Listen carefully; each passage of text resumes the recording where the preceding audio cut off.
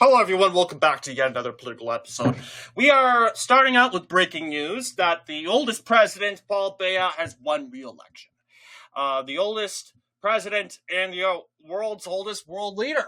At 92, Cameroon has re-elected its very own Paul Biya in a very close race, so close that the opposition is completely losing it. They are allegedly protesting, which are becoming protesting in an act of protest, of violent protests. Opposition has reported gunfire. I don't know what that means.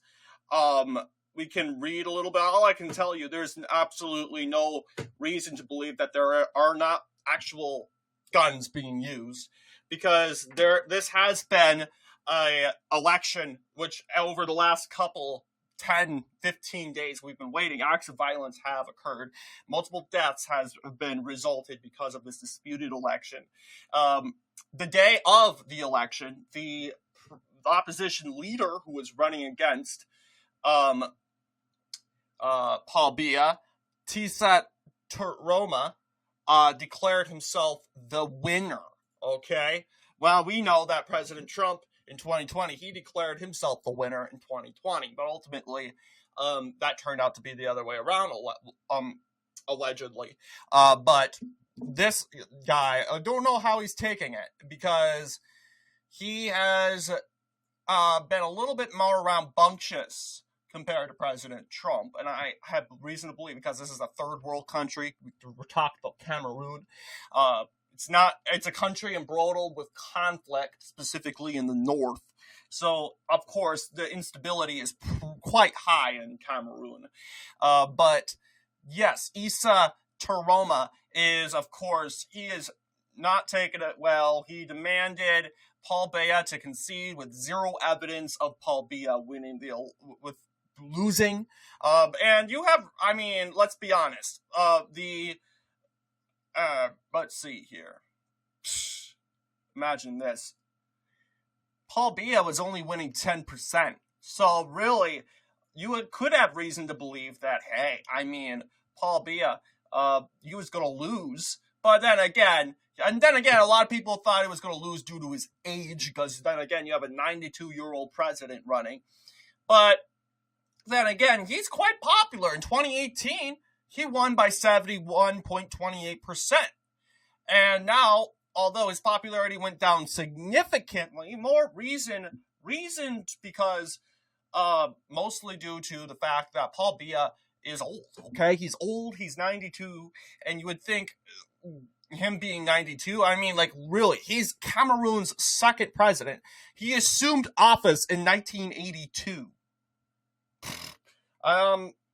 I think my parents were just kids when this guy took office. But yeah, he's been in office for a very, very long time, and I believe that he probably will die in office. Let's be honest, he's 92. It could be any day. Well, I'll just say he's living a good quality of life. I wish him the best, and I congratulate him on his victory.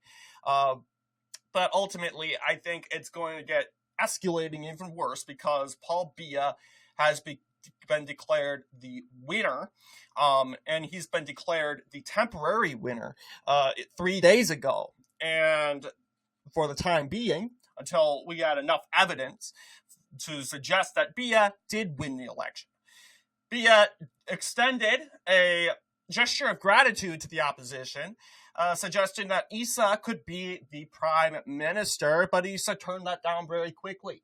And now, I think the inevitable has happened. Paul Biya is declared the winner, and I'm only wondering what Issa Teroma is thinking about this. Let's go ahead and see what the latest headlines on Teroma. Okay, yeah. It looks like he's making some dialogue. Okay, yeah, it looks like he's been, I don't know, the opposition leaders were arrested 2 days ago. It is unclear. Okay. Supporters of Cameroonian president candidate Issa Taroma protest. Okay, yeah, they're protesting. Are they violent? I would assume not. I mean, I don't see any weapons. I think they're just yelling in the wind. But, I mean, hey, we were in a similar situation in 2020. And regardless if you think it was wrong or like the election of 2020 was stolen or not stolen, this video is not about the 2020 election. And I'm not going to talk about the 2020 election. I'm just saying, hey, look, Cameroon, however, is in a much complicated situation because this is a third world country, okay? This is a third world country embroiled with internal conflict and civil war. Basically in the Anglophone region of Cameroon, which is basically the northern antenna. But, hey, here's my advice to Issa Taroma. I know he wanted to be president, but, and I know, and he's correct. I mean,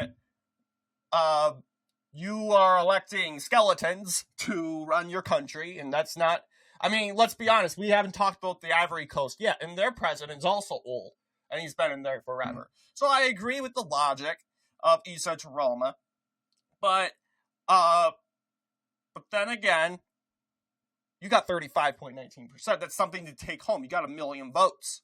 You lost. Was it legitimate? Was it not legitimate? Do you have proof and evidence that the election was somehow rigged by Paul Biya? Hey, I mean, then again, I would imagine it being very, Paul Biya was starting in this race very strong.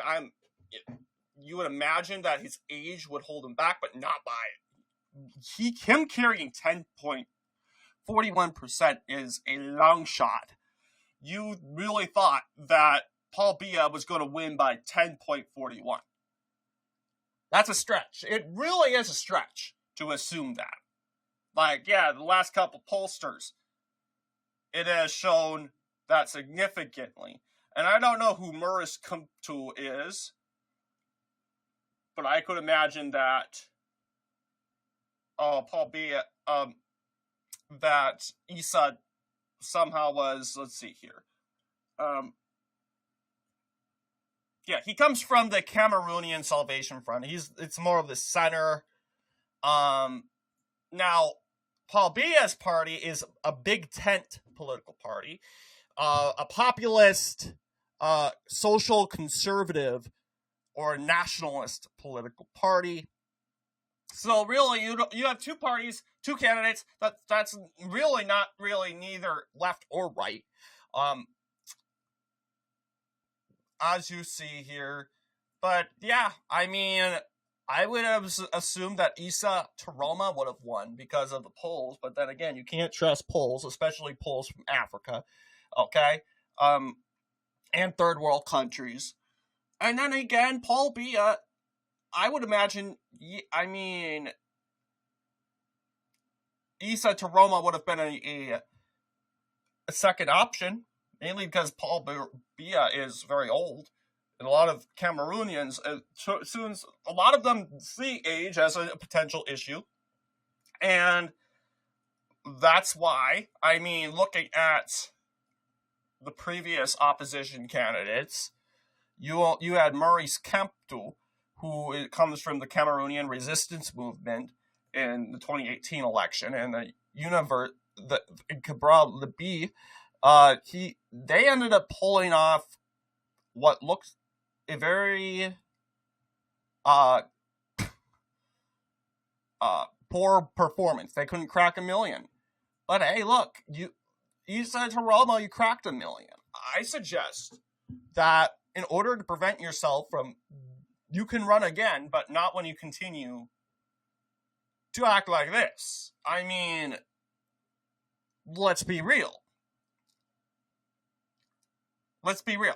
Not when, you're not going to win anything if he continues to act like this. And I know it's a very chaotic time,